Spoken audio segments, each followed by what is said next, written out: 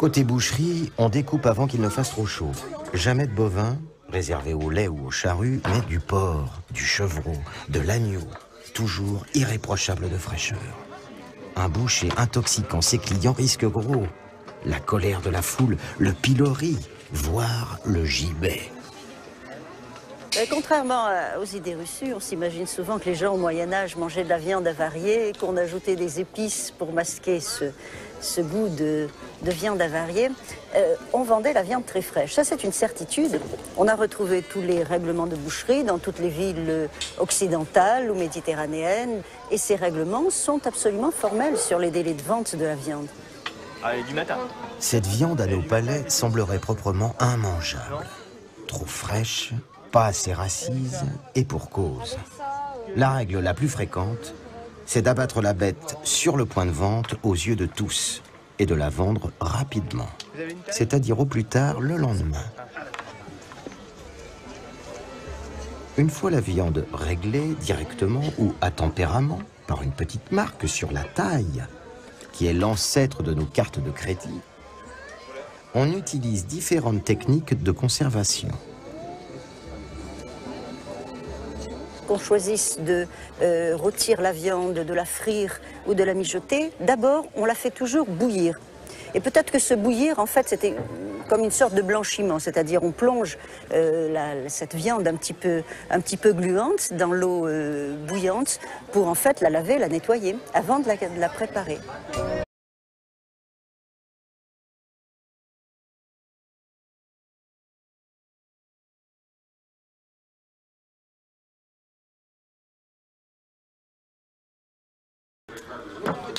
Côté boucherie, on découpe avant qu'il ne fasse trop chaud. Jamais de bovin, réservé au lait ou au charrue, mais du porc, du chevreau, de l'agneau, toujours irréprochable de fraîcheur. Un boucher intoxiquant ses clients risque gros. La colère de la foule, le pilori, voire le gibet.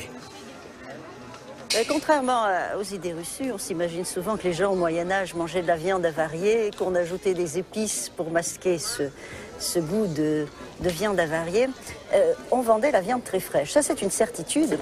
On a retrouvé tous les règlements de boucherie dans toutes les villes occidentales ou méditerranéennes. Et ces règlements sont absolument formels sur les délais de vente de la viande. Allez, du matin. Cette viande à nos palais semblerait proprement immangeable. Trop fraîche, pas assez racise, et pour cause. La règle la plus fréquente, c'est d'abattre la bête sur le point de vente aux yeux de tous et de la vendre rapidement, c'est-à-dire au plus tard le lendemain. Une fois la viande réglée directement ou à tempérament par une petite marque sur la taille, qui est l'ancêtre de nos cartes de crédit, on utilise différentes techniques de conservation.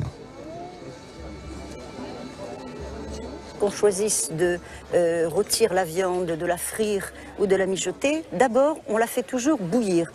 Et peut-être que ce bouillir, en fait, c'était comme une sorte de blanchiment, c'est-à-dire on plonge cette viande un petit peu gluante dans l'eau bouillante pour en fait la laver, la nettoyer, avant de la préparer.